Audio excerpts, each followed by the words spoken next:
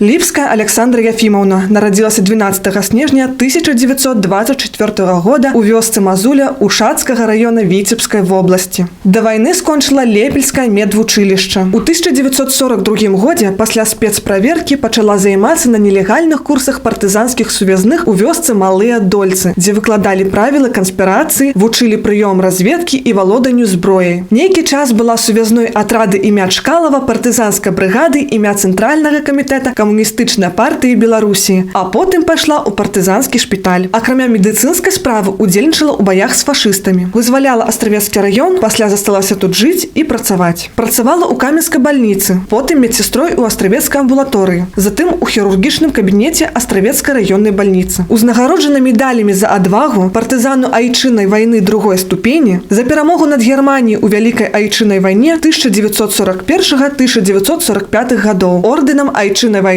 другой ступені.